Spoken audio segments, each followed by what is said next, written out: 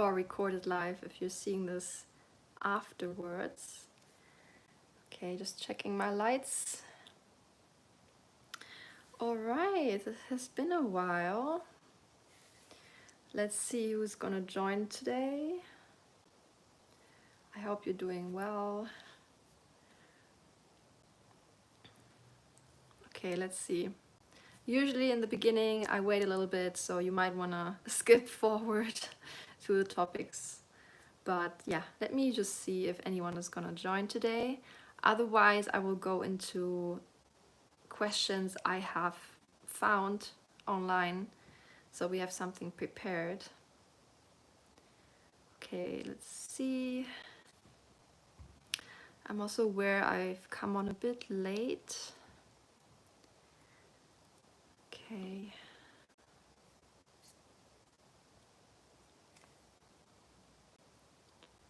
Okay, like I said, I will wait a little bit until someone is joining. Okay, I see someone is watching. Hello, hello, welcome. Would be cool if you could say hello in the chat. You know, you can just say hi, you can wave, whatever you want to do. Welcome, welcome. I'm almost ready to go into the topic. If you have any questions for me during this live, just feel free to ask them in the chat as well. Okay, I think no one is saying anything at the moment. I hope my chat is working. It's hard to know when no one is saying anything, but okay. All right, I don't want to wait too long. So if you're new, I am Olympia. You can call me Olympia, that's usually what I say. I'm a self-taught personality typologist and personality evolution / dating coach.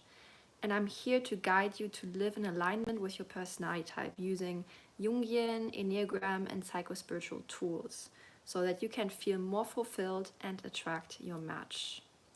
So that's a bit about me. Here, that's the Typevolution channel. I also have a Typevolution website. You can go there, typevolution.com. All right. So, okay, let's just jump into the topics. I don't want to wait any longer. And I bet you want to hear some of the questions. Let me see. I'm just pulling them up on my laptop. Give me a second. So what I did, I went on Facebook into some of the groups and I selected some anonymous questions, okay? I know it's not okay to, you know, like, if you're on a group, there's like this unspoken, well, it's not always unspoken, but there's like this general custom that you don't necessarily share what is happening in the groups, right?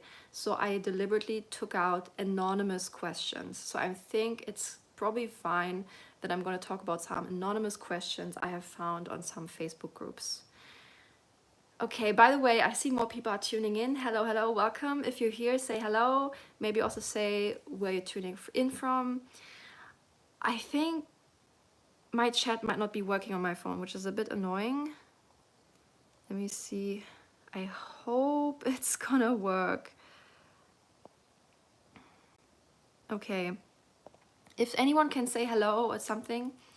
Okay, let me check on my laptop. Maybe that's where I can see the chat. Give me a moment. I just want to make sure that I'm not missing out on any questions you guys are asking me in the chat. Okay, just in case, I also have YouTube on my laptop now. Okay, so I'm not missing anything. All right, let's go into the topic. Okay, let me do this. One moment. I'm gonna shift. Okay, so here is the first one. 7-wing-6 ENFP here. Met wonderful guy, pretty sure type 4 in his INFJ. Hit it off in so many ways, but 3 months in and his anxiety, attachment, conflict avoidance, and low self-esteem are derailing my affection for him. Neediness and wants constant reassurance. I've told him he needs to work on these issues with self-help or therapy. I feel I'm being put in a caretaking role or even worse, which taking advantage of him for my needs, which makes me feel icky. Any hope? Question mark. All right, so there's a lot to unravel here. Okay, I mean, even the poster, I'm assuming, is a female, and it's a guy. She already has boiled it down to what the problem is. The problem is actually the attachment style. In a lot of cases, people misattribute attachment style issues to personality compatibility issues. It can be very difficult, especially if you're not very well versed in all this, to see the difference. The thing is, no matter what your personality type compatibility is, attachment style will dampen it. At the worst, it will ruin it, quite frankly. If it's not ruining it, then it might just make the relationship worse. So sometimes the problem I see with people is that they cannot really see, is the issue the attachment or is the issue the type compatibility? Now in this case, we're talking of a 7-wing-6 ENFP, you know, at least this is what the person is saying, in an INFJ type 4. In a previous live and also on my blog, typefusion.com, I have made an overview in terms of MBTI, Enneagram correlations. One of my most recent lives, you can also just go back and see what I say there. I've come to the conclusion that type 4 INFJ is not really a thing. It's easy to mistake the two for one another, or to think, oh, INFJ can be type 4, etc. I know there will be people arguing with me about this, but it's not really a thing. In my experience and based on my take on the theory, they are all type 9s. However, INFJs can have a strong so-called 4 fix, meaning that they can have a strong connection to type 4 in the sadness image center, and that can sometimes make them look like a type 9, like a type 4. One example that I recently posted on my other blog, viptypology.wordpress.com, is a YouTuber called Tarotverse. I think he is probably an INFJ type 9 with a strong 4 fix. So he can look like a type 4, but his overall main core issue or main motivation is 9. So this is kind of beside the point. Here I'm thinking, okay, if the person is more sure of their partner being a 4, then they are most likely not an INFJ, but more likely an INFP or ISFP.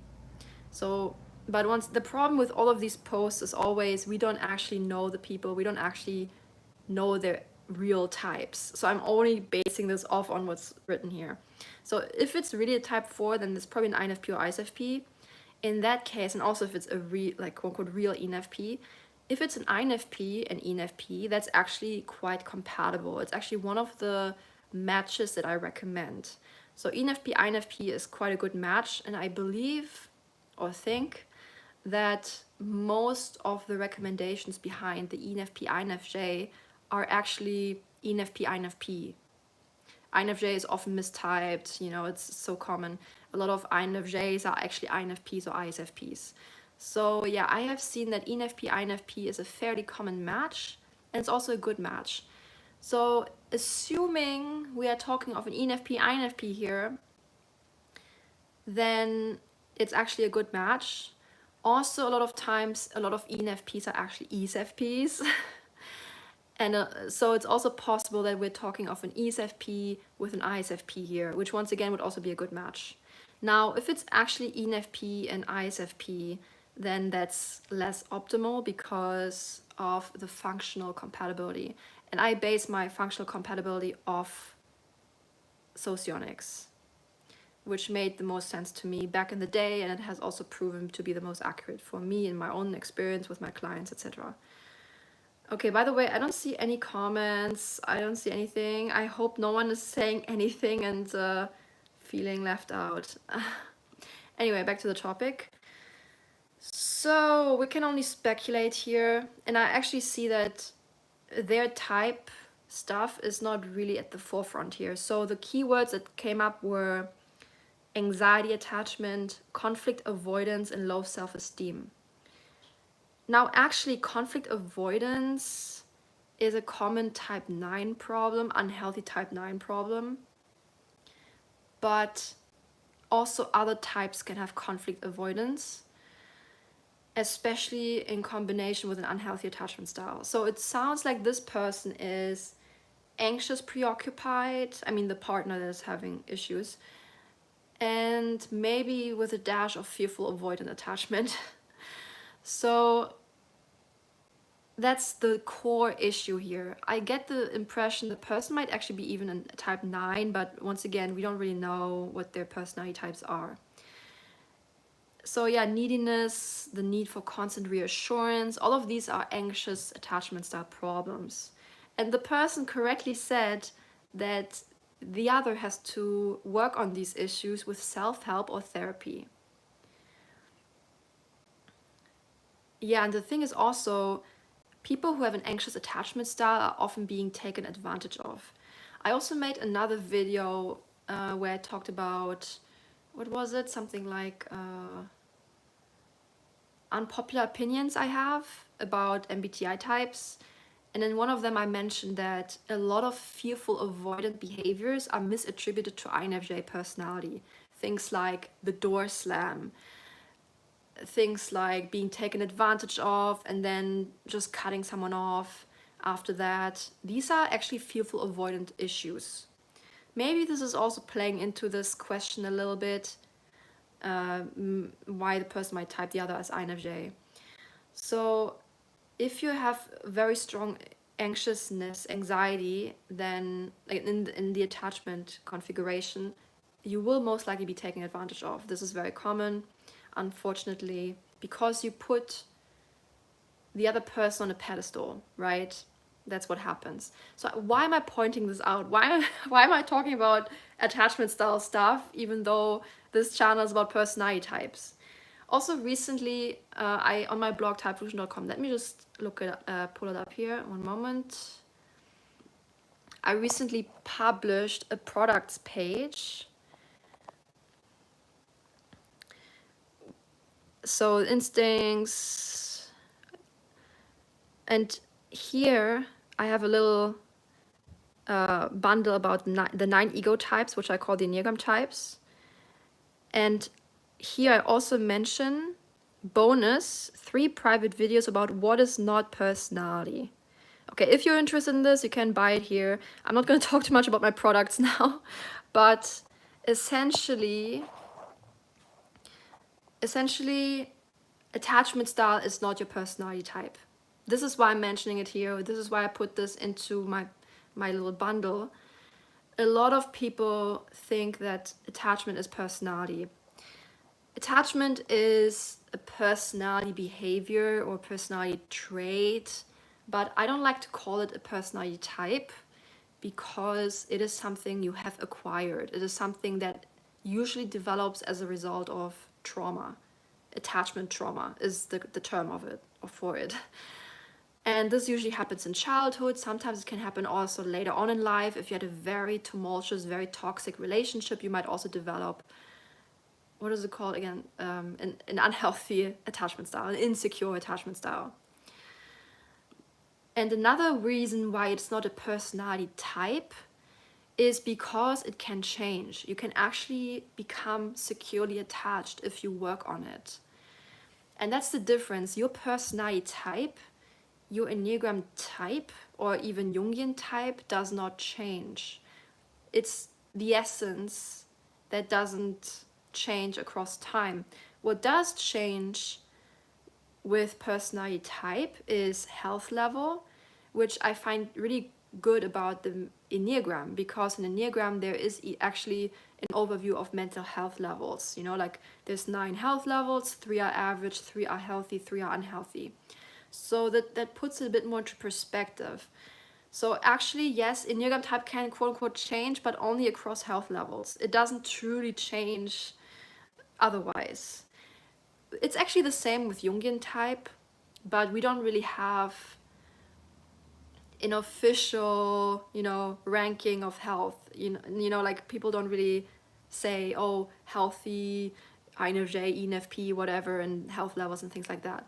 I actually have also a blog article on my website, typevision.com, where I talk about the light and dark side of the cognitive functions. So it gives you a bit of a clearer idea that also the cognitive functions can have a light and dark side, an unhealthy, healthy side. Anyway, okay, what was the point again? Sorry, I kind of drift off sometimes. Anyway, the point was, yes, health level changes the expression of your personality type, but the personality type remains the same. This is different from things like attachment style, which can fundamentally change.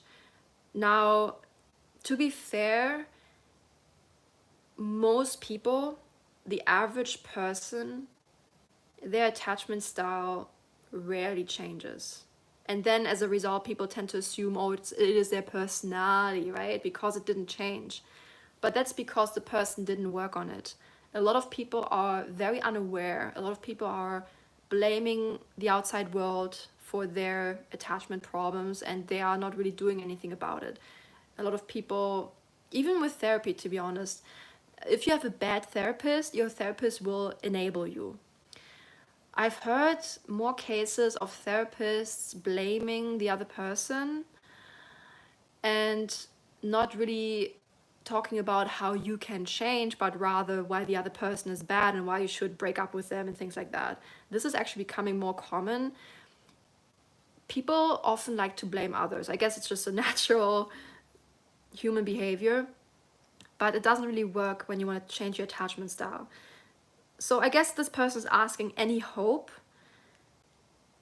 Yes and no, right? So it depends. I cannot say there's definite hope without knowing the guy. She said wonderful guy, so I'm hoping he is open towards improving himself and improving his anxiety, low self-esteem and things like that. If he works on so-called self-love, right, if he works on his confidence, then the relationship can improve. But if he doesn't do that, it probably will not work. Even if the type compatibility is good. I have known people, I've also experienced it myself, where attachment style issues, like I said earlier, ruin things or made things worse. And then it seems like, okay, what's the point, right? Maybe one thing to see the difference. Also, what is significant in this question, they said 3 months in. Attachment style issues usually pop up around like 2 or 3 months when people start attaching to one another. A way how you can tell is it attachment related or not is, would you be able to be best friends and be fascinated by the other person on a personality level outside of any relationship context?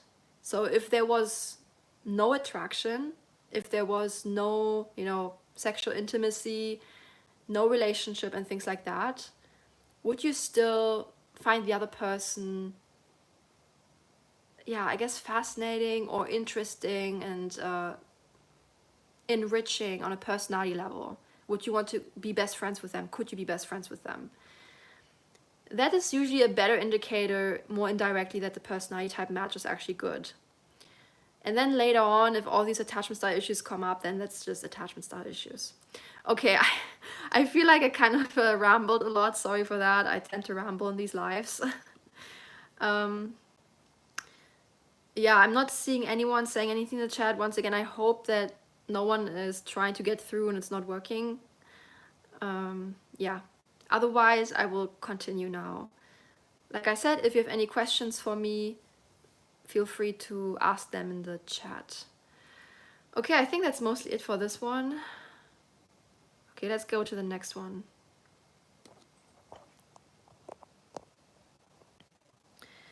Hey, I'm an SP3, married for almost 20 years to a SP5, good guy. Okay, just to clarify, this means self-preservation 3 and self-preservation 5. Any suggestions on how to actually have fun and have connection physically and emotionally with an self-preservation 5? I give him so much alone time as I know it's what he needs, but we almost lead separate lives because he's so happy just doing his thing. Thoughts or suggestions? I know 5s, especially SP5s, need a lot of alone time, but at what point do they need to break out of that a bit too? And then a little follow-up in the comments was this. Hi, my last sentence is asking, when do I ask for push for him breaking out of his happy alone time so that we can connect? Not accusing him at all, just trying to be respectful to him. He is very, very happy doing his own thing, and all of my learning tells me that SP5s are like this more than any other type. But at what point do I say, Kay, having some fun together is also important? Not sure if I'm expressing it well or not. His need for connection is far, far lower than I would believe most would be. Makes sense from my SP5 learning. But at some point we gotta connect to remain a couple, just not roommates that work through life practically well together. Most of my female friends would be far from okay with how little time we spend together as a couple. But I think it's what he needs, so I try not to push. But when should I push, ask for more while respecting his needs? Okay. All right. There's also quite a lot to unravel here, more than the previous one. Okay. Let me just drink some water for a moment.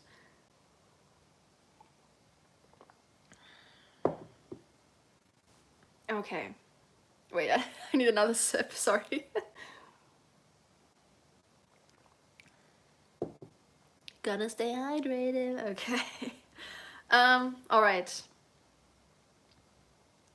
Also, I remember someone else in the comments said that not all self-preservation 5s or not all 5s need a lot of alone time, and that it's a myth. So what are my thoughts on all of this? First of all, okay, I actually didn't prepare to say this.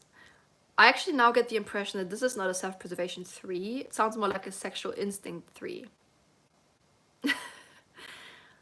What the sexual instinct does, it tends to, the first instinct tends to have a hyper fixation in a way, or tends to have some insecurity around it, or you know, that tends to be the energy. And I get the impression that, besides attachment style, by the way, if this person was actually a self-preservation 3, that they would not be so concerned about this. They would not be so focused on this. So I get actually the impression that this is a sexual 3, if it's actually a 3, because I also think it might not even be a 3. Because what 3s tend to do, especially sexual 3s, I actually don't like combining it like this. I think a lot of people mistype when they say self-pres 3, sexual 3. I know Beatrice Chestnut made this popular, but I find it often creates more mistypes than it helps. So I tend to rather divide the two a bit more. But anyway, sexual 3, okay, 3s in general, they tend to either act like peacocks, especially with a sexual instinct, you know, like trying to make themselves look successful, attractive, and being seductive in that sense. Or they throw themselves into work and become like workaholics and try to forget everything by working a bit, like working a lot. So this is what often happens with unhealthy 3s, also when they have relationship or dating problems. So this, I don't really get this impression from this person. It sounds more like the person here could be even a 2 or a 9, but once again, I'm not really exactly certain. I don't know who it is, etc. But the strongest impression I get that this is a sexual instinct first person. And it sounds like the guy we are dealing with might be self-pres SX, so SPSX in terms of instinct. He probably is social instinct last, which also has an influence on this. I'm getting the impression this person might be SXSP with an SPSX guy. I also made a video about instinct compatibility, and actually SXSP with SPSX is a pretty good match. So that's not really the problem here. But still, it can be, I guess. You might wonder, why am I saying SPSX and not SPSO for the guy? Social instinct last, especially as PSX, can be quite happy on their own. It's like the stereotypical introverted stacking, even though not everyone who has the stacking is going to be an introvert. But in terms of their interests, they don't really care as much about social interactions, groups, socializing. So they are pretty happy by themselves on their own. So if this person was SPSO, I think they would, based on what I know of SPSO usually still has the need for socializing, being part of society, having some social groups, etc. Now everybody benefits from having all instincts fulfilled, but just saying, like, the general trend. So, okay, SPSX, I would say, for this guy. Whether he's actually a 5 or not is also not really clear, because any SPSX introvert could apply here. The problem with the type 5 typings is oftentimes it's just individuals who are high in introversion and high in, well, or having no social instinct, or like no, like very weak, unvalued social instinct. Doesn't always mean that the person is actually a 5, by the way. So the need for alone time can just be being an introvert and having social instinct last, or a mix of the two, or either or. It's not necessarily a type 5 indicator. But I guess it's good that she learns about him being an introvert. So yeah, the concern is leading separate lives. He's so happy just doing his own thing. And let me go back to the other comment. So happy with his alone time. His need for connection is far lower than I would believe most would be. Now, I know this tends to point people towards the sexual instinct, the social instinct second, sexual instinct last. But once again, like I said, this is not always necessarily the case. The SPSX stacking can, transmute the SX instinct into passionate hobbies, into creativity. It's not always necessarily about directly being with your chosen mate. It can have a different expression. So it doesn't have to be that this person is SX instinct last, actually.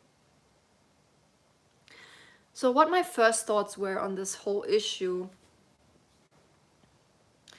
I'm actually surprised that this is 20 years of marriage. So how people can stay together for this long. Usually,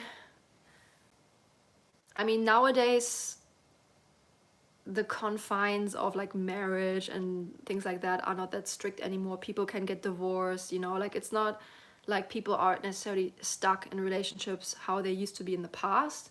So what I see nowadays is the reasons why couples stay together for a long time is either their attraction to one another is very strong, and or they have higher personality compatibility, but it's not always both. In a lot of cases, it's mostly a matter of high attraction and also some extent of quote-unquote trauma bonding, or just their partner reminding them of their parent, and being the parent is like a parent substitute. So this is how I see it oftentimes playing out. So it seems like what could be going on here? It's tricky. Okay, my actually first thought was that their type compatibility is not high. And by type compatibility, I mean Jungian compatibility.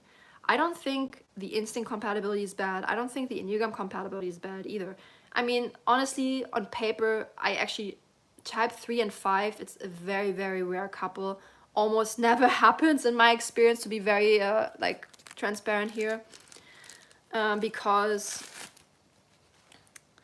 especially also in the Jungian sense, most 5s are INTPs and most 3s are ESFPs, you know, in daily life.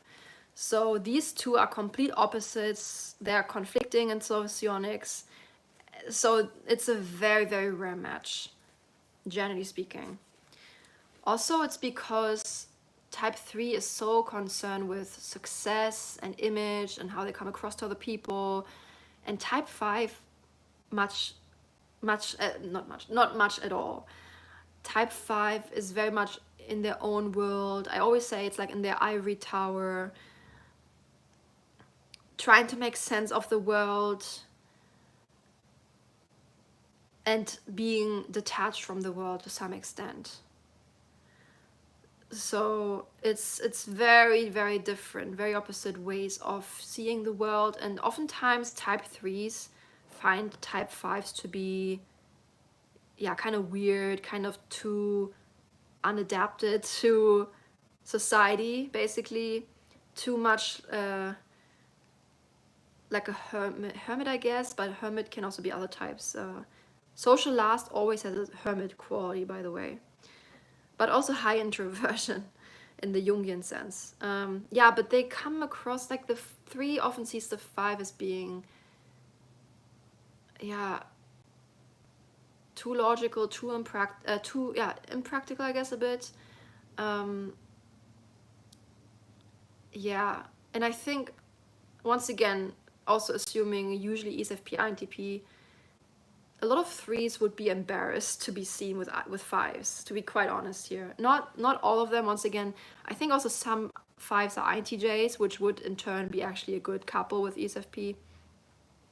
But a lot of 5s also don't really put much focus or effort into their appearance or what society deems to be the most successful or appealing.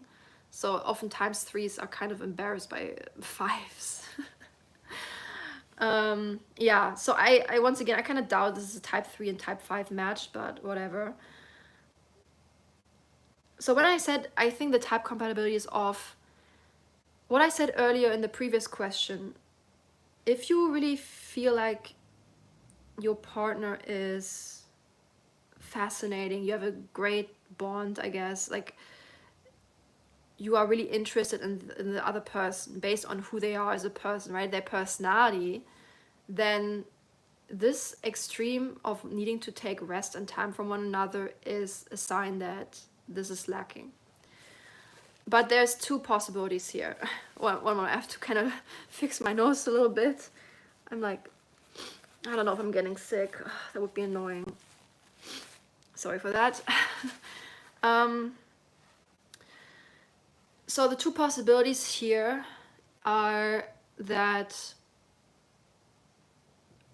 like I said, their Jungian type compatibility is low or lower, not as high as it could be. So there is not as much interest in the other person's personality. That's also what I've seen with certain couples, that they don't really have many interests in what the other person is interested in. Like they lead very separate lives because, yeah, they're just not really interested in their personality, and the entire relationship, or most of the relationship, was based on the attraction, and tied into that also the trauma bonding, or basically the bonding based on their parents. So which is also what I call, well, no, I mean, I didn't originate this term, but it's called imago. In Jungian, in the pure Jungian terms, it's like what is called the anima and animus, but I actually disagree with some aspects of anima and animus. But essentially it is your unconscious image of your ideal mate, and a big chunk of that is often based on how your parents acted. So a lot of couples end up with a partner who is one of their parents, or a mix of them, or some other caretaker. And then there's also this high degree of attraction. Okay, someone says, Muhammad says, that is from Carl Jung, right? Anima and animus is from Carl Jung, yes.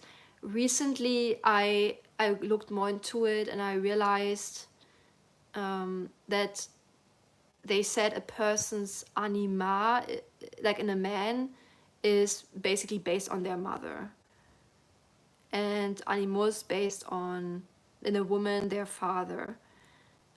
I don't think this is, I guess, yeah, I have my own take on it, I guess, but I don't think that your personalities are the polarity. So like in the case of a woman, your animus, like your inner masculinity, is not necessarily just like your dad.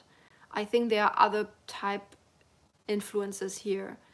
So, but yeah, I'm kind of getting beside the point. But for example, for like INFJ, let's say, right? So technically, the animus in an INFJ female would be SE and TI, right? Technically speaking, because these are like the more unconscious, weaker functions. But even that, it's not just personality based, it can also be other aspects. So I don't think your inner masculinity or inner femininity is only based on your parent. I think there's also other influences there. But anyway, when it comes to attraction, when it comes to imago, this is very much based on your parents. So a lot of people, this is what happens. And now you could also say, okay, maybe it's after 20 years, it just kind of fizzled out, right? Maybe. That's also possible. It's also possible, like I said, the second really biggest reason, once again, attachment style related, that maybe I'm assuming it's a female, I actually don't know, but the other partner here, that she is kind of needy a little bit, like she's needy, she's focusing on the guy too much, and that in turn makes him want to pull back more. So that's also a possibility. So maybe it's not even type related, maybe it's not even personality related, maybe it's just, once again, the attachment style problem. But even so, I actually don't think it's attachment related as much as in the previous question. Okay, let me see what you, I see something in the comments. Sage says, I noticed that type 3 are most compatible with type 9 and type 5 are most compatible with type 7. It's not 100% true, but there is a pattern. Yeah, I see type 3 and type 9 quite often a lot as well. But that's usually, I think, related to Jungian compatibility. Like a lot of 3s, like I said, are ESFPs, and a lot of 9s are ISFPs, and that's a pretty good match. And yeah, type 3 and 9 also in Enneagram have like a connection point, right? So they are kind of more similar to each other. Type 5 with 7, I guess also they have like this connection point. But in practice, with Jungian compatibility 5s, most of them are INTPs, and most 7s are... okay, I'm actually not sure if it's mostly ENTPs. Maybe ENTP and ESTP mostly are 7s. So ENTP and INTP is also a pretty good match. So I think that might be how it plays out. I actually think that Enneagram type compatibility doesn't matter as much as Jungian type compatibility.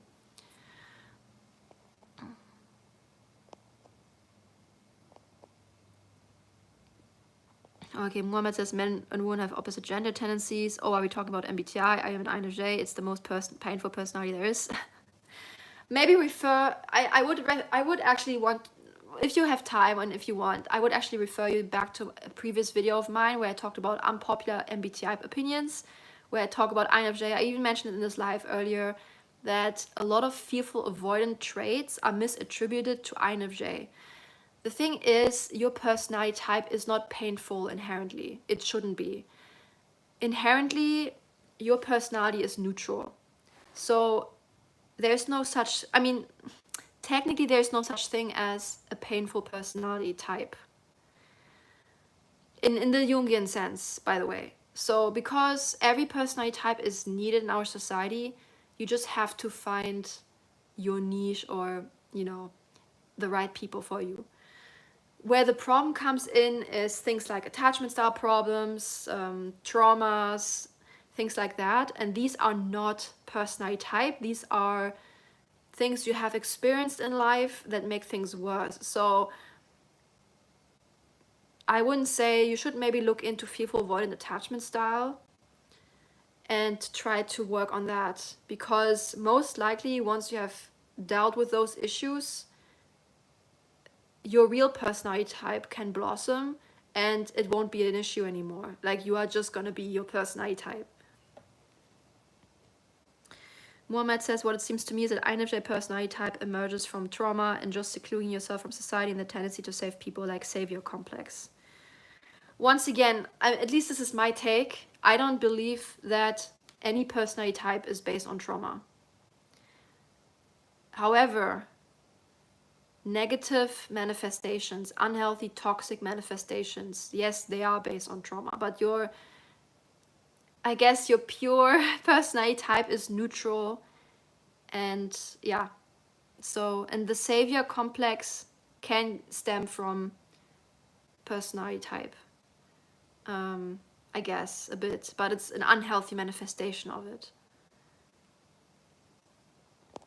Sage says, I've also noticed the type to prefer to be with someone who resembles their parents are SJ type. Something about SI, strong memory, preferring the familiar.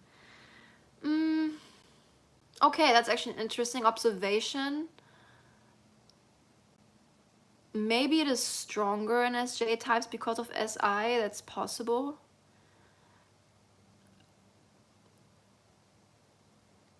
Okay, maybe that's saying a bit too much, but actually the best example I have is my dad.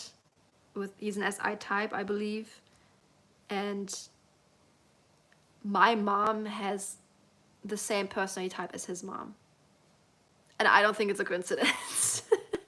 My mom is ENFJ and his mom is ENFJ.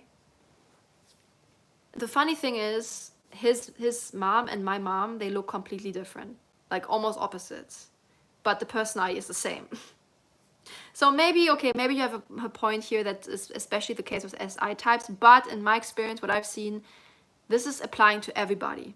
Doesn't matter what your personality type is, everyone has this unconscious attraction mechanism that is based on their parents or caretakers, unfortunately, or fortunately, whatever your childhood was like. So it doesn't matter what your personality type is. It doesn't matter. You can be any type. It's just how it is.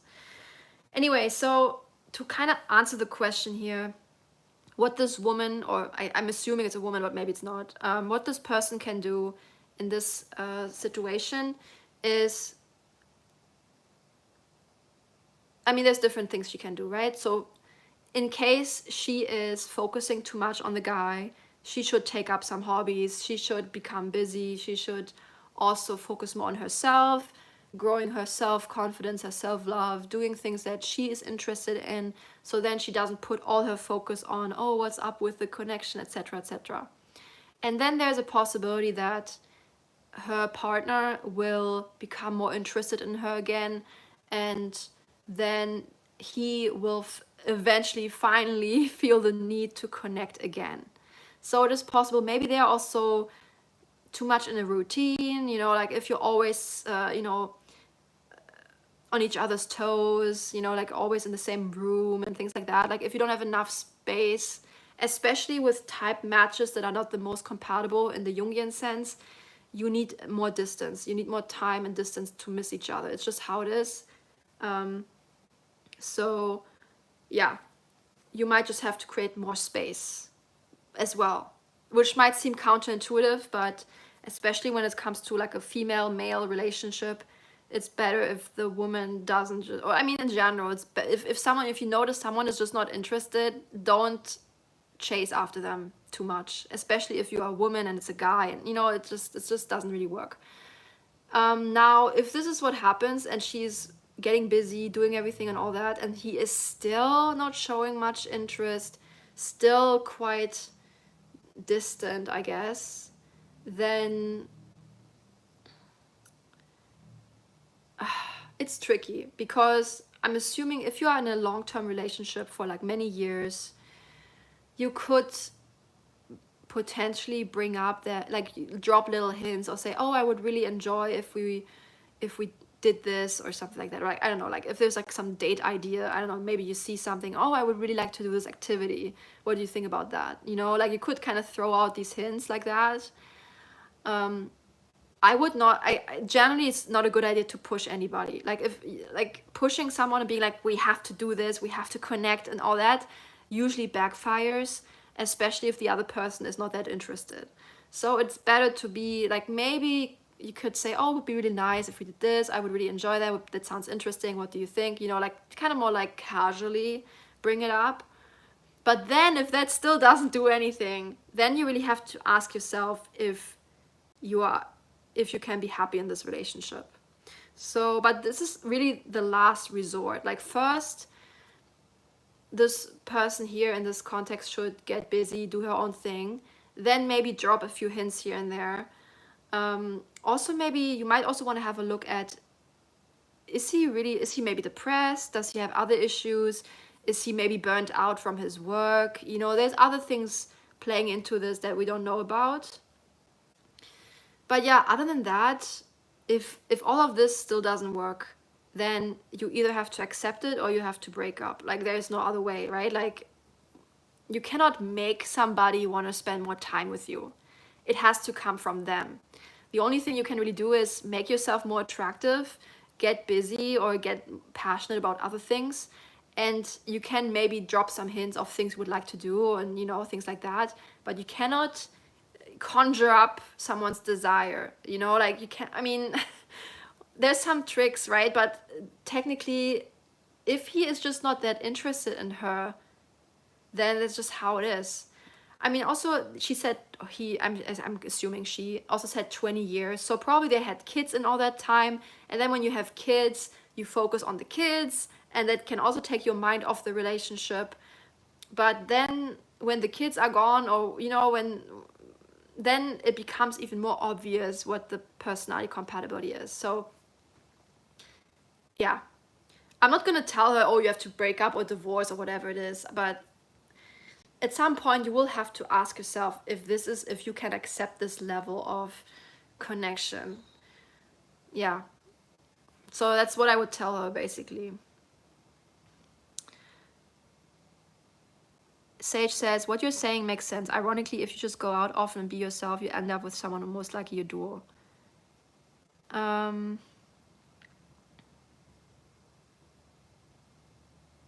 Okay, that's a bit like beside the point a little bit, I think, with this question. I'm not saying she should look for a duel or something. I'm just saying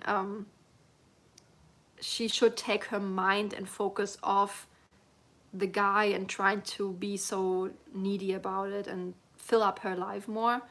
But yeah, I mean, to go to this comment, yes, yeah, if you just go out and you are being yourself, you will most likely attract somebody who has a compatible personality type.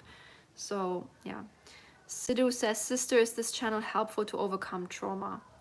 I always have to kind of give the caveat that I'm not a therapist, I'm not a psychologist, so I cannot technically, like, well, yes and no. I cannot give you any, how you say, like, diagnosis or health advice, mental health advice per se, that's like clinical. However, one of the fastest ways to improve your mental health is to work on improving your instincts. So I guess indirectly, this channel might help you, or my services and my products. You can go to typevolution.com, there you can see what I offer, might be able to indirectly help you. But it's probably best to combine the two. It's probably best to go to a therapist who is specialized in the kind of trauma you are dealing with. I always say, if you go to therapy, go to a specialist. Don't go to any kind of therapist, because oftentimes it's not really effective. So if you have a specific kind of trauma, let's say attachment trauma, then look for a therapist, or maybe even look for content on YouTube that is geared towards attachment trauma. If that is the trauma you have. I mean, it could be anything really. And then my channel and my teachings are more about where to go from there, right? Like how to make yourself feel more fulfilled. So a lot of times our instincts are unhealthy because of trauma, but then you have to find ways to become healthier, right? You have to find ways to fulfill these instincts, and then in turn that will help you with overcoming trauma to some extent. But I cannot give you like a clinical, diagnosis or advice. For me, it was very helpful to do a mix of both. So therapy alone didn't help me. So I needed to then find out about, Enneagram and all these other things. So I kind of did a mix of both back in the day when I was very mentally unhealthy. With the instincts, the great thing is once you know you're stacking, you know what you have to focus on in life to feel fulfilled, what you have to prioritize.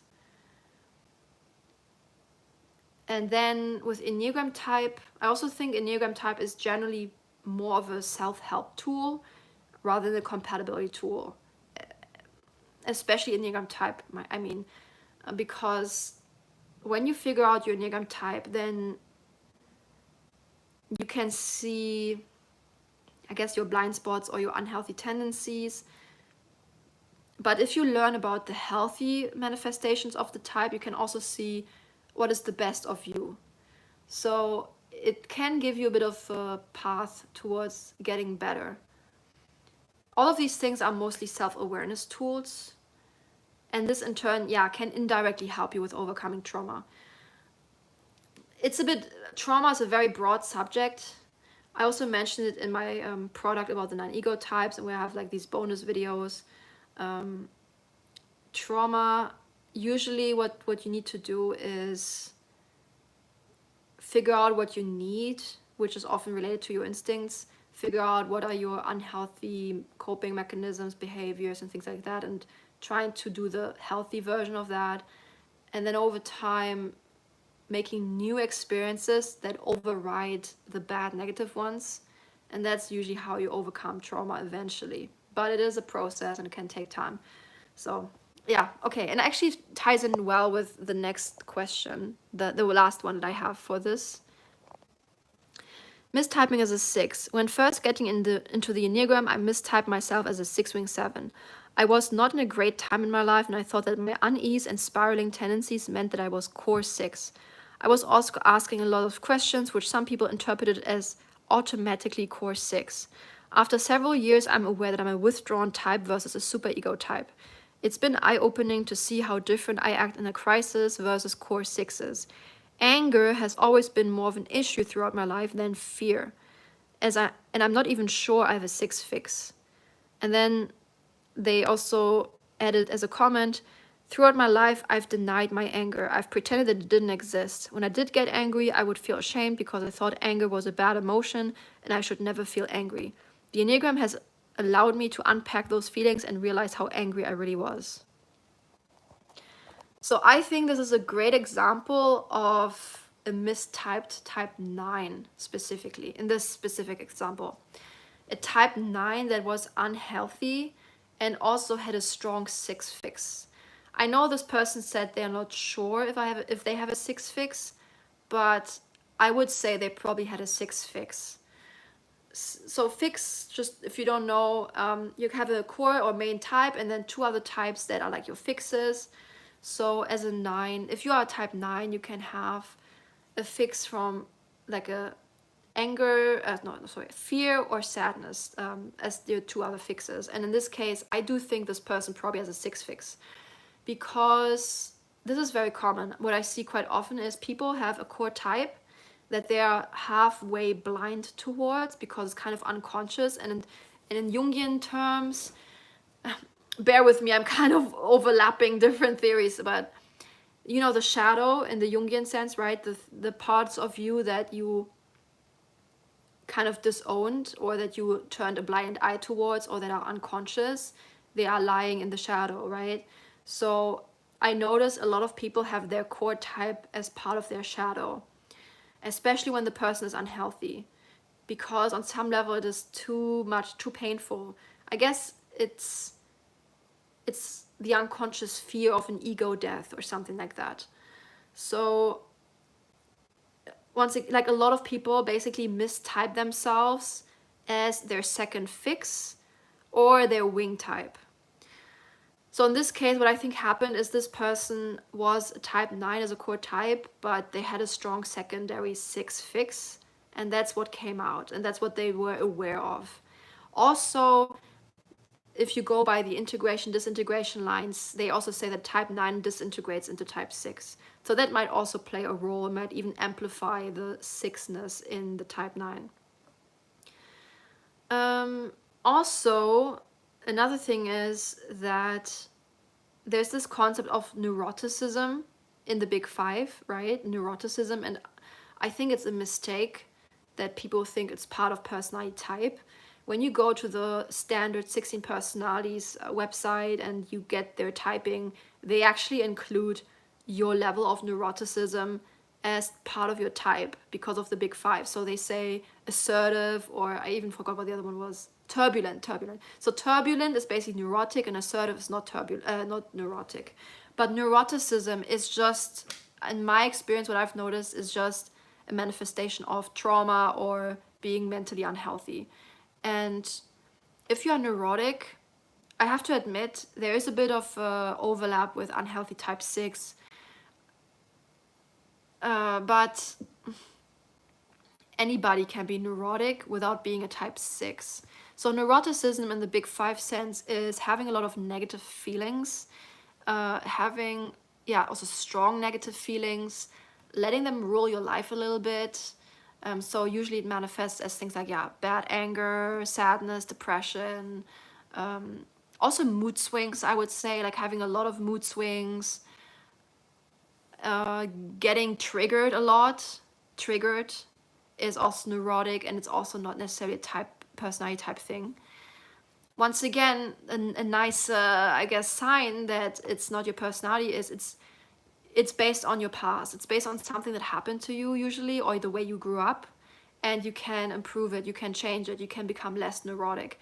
I used to be quite neurotic, I'd say. My neuroticism was, it was less pure anxiety because I don't have a 6 fix. I have a 5 fix. So my neuroticism wasn't like necessarily very anxious or very much anxiety inducing, but it, like, there's some other aspects of neuroticism, like isolating yourself a lot, like withdrawing a lot from the world,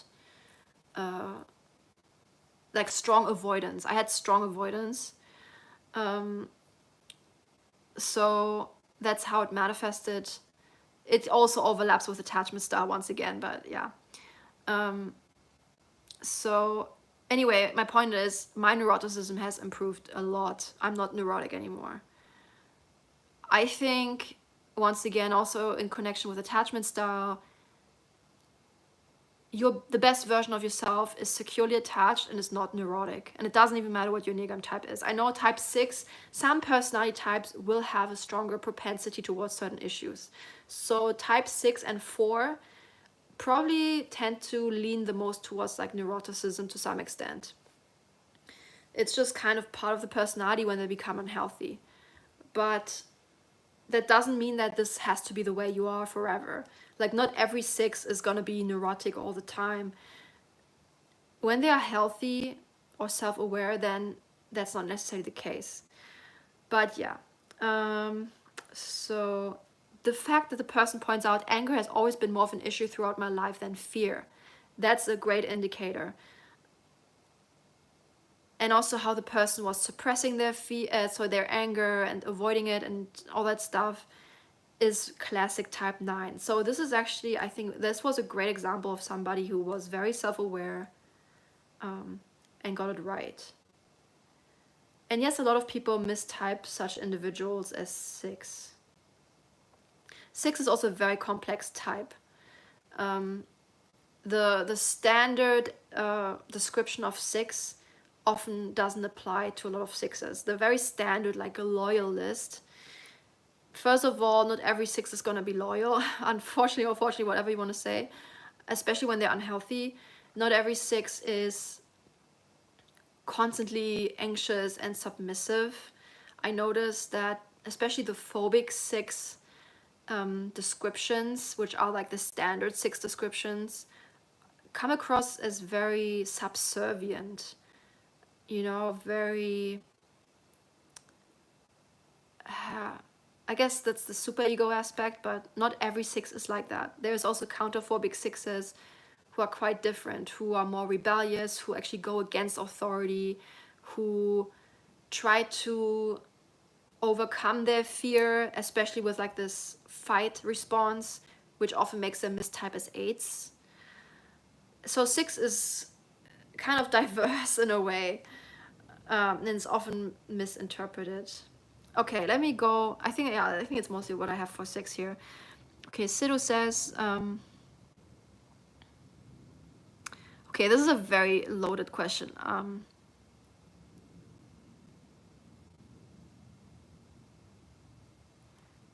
I don't even know if I want to say it. So someone said, well, okay, Sidhu, I'm gonna answer your question. I'm not gonna say it out loud, but I'm just gonna answer it. First of all, this is kind of goes beyond personality types, so I think in this case it would be best if you seek out therapeutic help, either, you know, online or with a real life, like in-person therapist. So you were accused of something quite horrible. My take is you would have to reflect on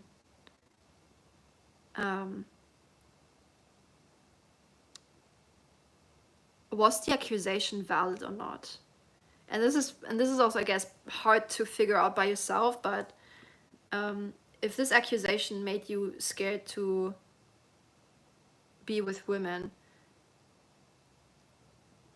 I think there's something you are scared of facing within yourself. So it could be the shadow, something unconscious that you are scared of facing. Like, I guess you are probably scared of, on some level, facing the fact that you might have certain tendencies. So for that, it could be good to get some therapeutic input. If you feel like there might be a chance that you might actually be committing horrible acts towards women and that makes you want to stay away, maybe, yeah, it's something to discuss with a therapist. But it's also possible that the accusation was wrong and now you're carrying some kind of guilt or fear of being accused again. So yeah, you really have to look at how did you act in this interaction, in this relationship, whatever it was, and did it actually steer towards, you know, misconduct or not, and go from there. So that's what I would say, but this kind of goes beyond personality type, in a way, a little bit, I think. I mean, yeah, the main problem here is not personality type related. But you have to be quite honest with yourself. And if it's hard for you to figure that out, you might need some therapist to talk through this. I cannot tell you right now if it was valid or not. If it was valid, then you will have to really work on how you act in relationships and with women. You really have to change your behavior, or, you know. If it was not valid, then you have to rebuild your confidence and trust in yourself and take it step by step. Maybe by going on some dates here and there, just doing your best to act like a gentleman. So yeah, that's what I can say on this topic. All right. Okay, are there any more any last questions for me?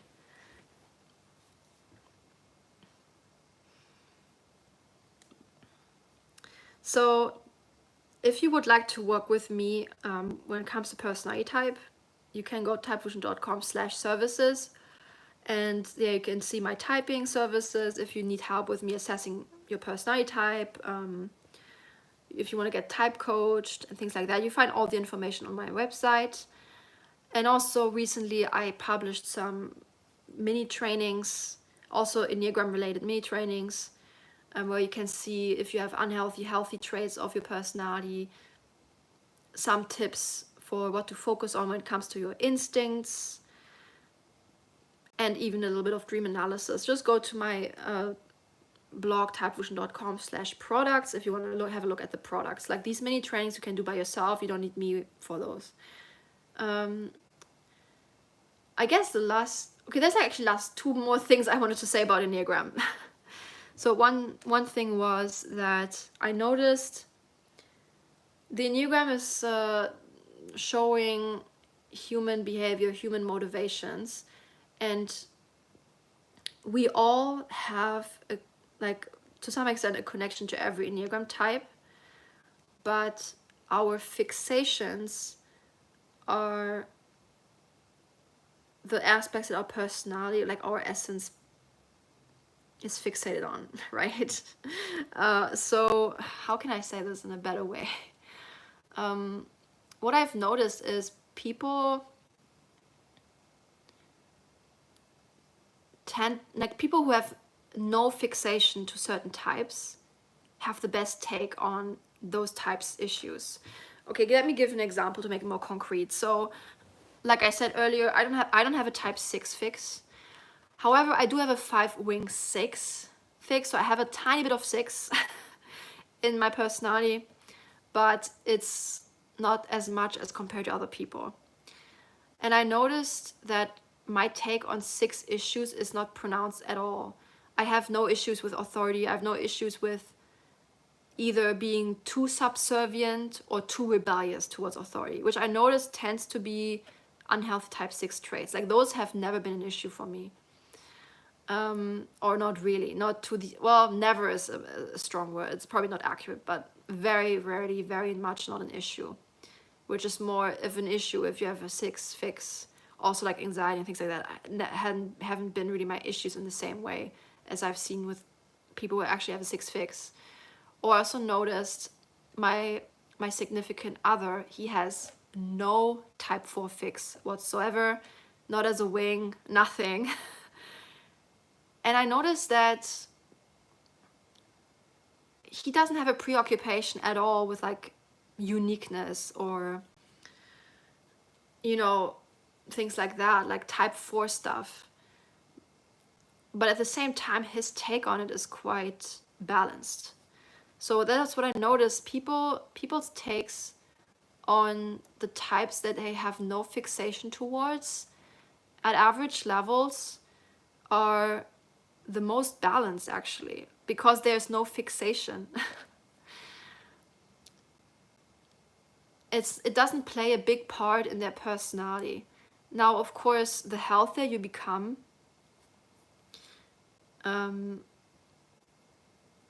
the better you will express your type, right? Like the higher aspects of your type will come out, right? So like unhealthy type 9 is gonna be, you know, suppressing all their anger, is gonna keep fake peace and things like that. But then the healthy type 9 is actually harmonizing their lives of others, but from a self-aware angle, right? And then they start to exemplify the best of type 9-ness, right? But yeah, I still notice at average levels, people really have probably a pretty good take on the types that they have no fixation towards, because their ego is not tied into it. So that's just something I noticed that I wanted to mention. One moment.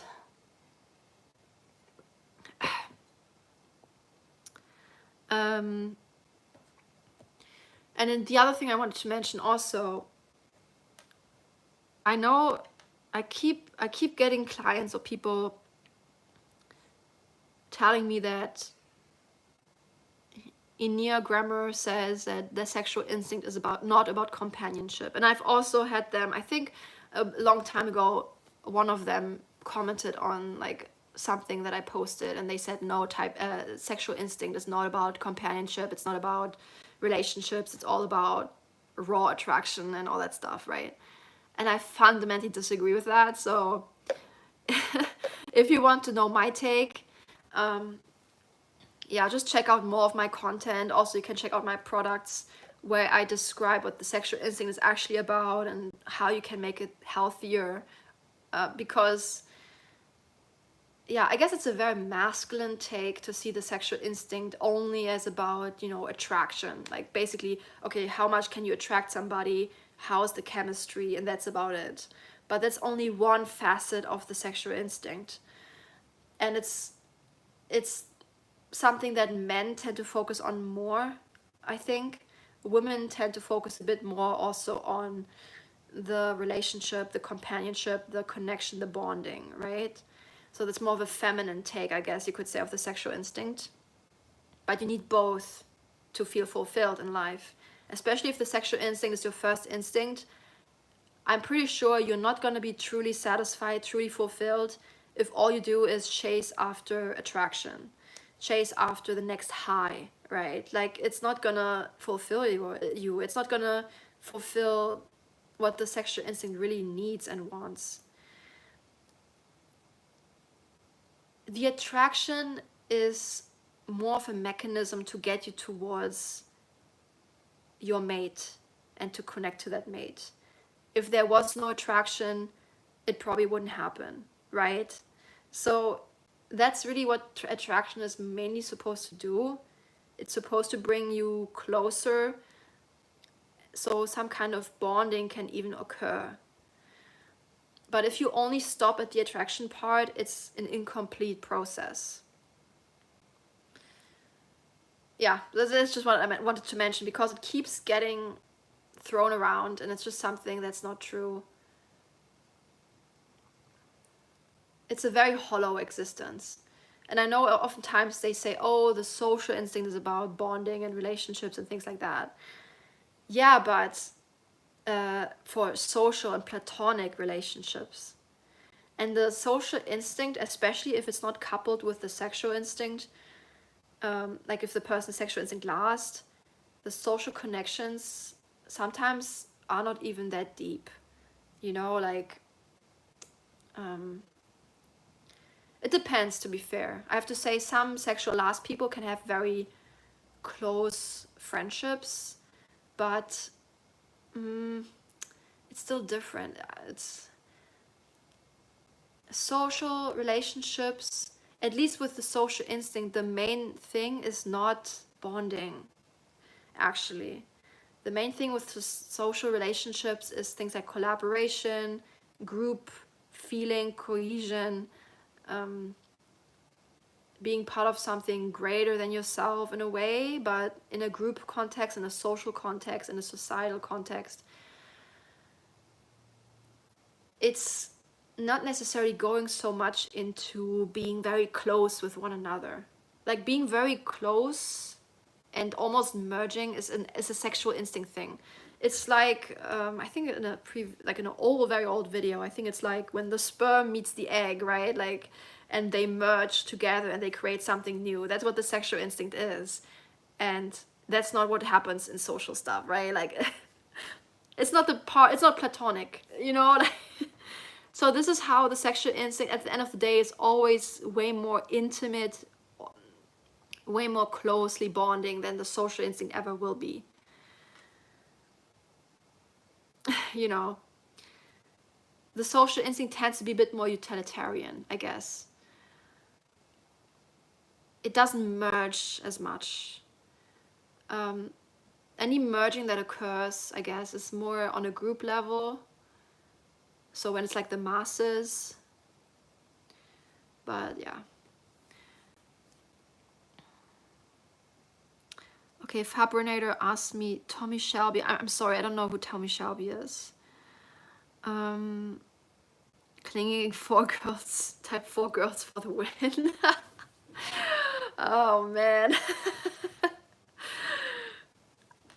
Personally, I cannot deal with clinginess at all, but okay. Sage says, I guess the SX instinct gets more confidence perceiving they're attractive. Exactly. Like you get a lot of confidence out of feeling like you are attractive, sexually, romantically attractive. The social instinct can also think about attractiveness on some level, but it's more like a social attractiveness. And it's more about people, society, groups, cultures liking you, being drawn to you. But the desire behind that is not to merge, not to be with one another. The desire behind that is, I guess, more about acceptance by the group, having a higher standing within the group. So, yeah. Okay. Oh man, I might be getting a little sick. I don't know. I keep having to. I hope not. Anyway, okay. I think I'm gonna close it here. Thank you guys for everyone who came on here and had a dialogue with me and asked more questions. It's always cool to see. I think this is probably one of the biggest reasons why I prefer the lives over just regular videos, because with the regular videos I'm just talking into the camera and it's very much of a lonely activity, I guess. So I guess it feeds my social instinct more to be on a live than to just talk into the camera. But yeah. Okay, all right, I'm gonna close it here. Have a good rest of your day, and until next time.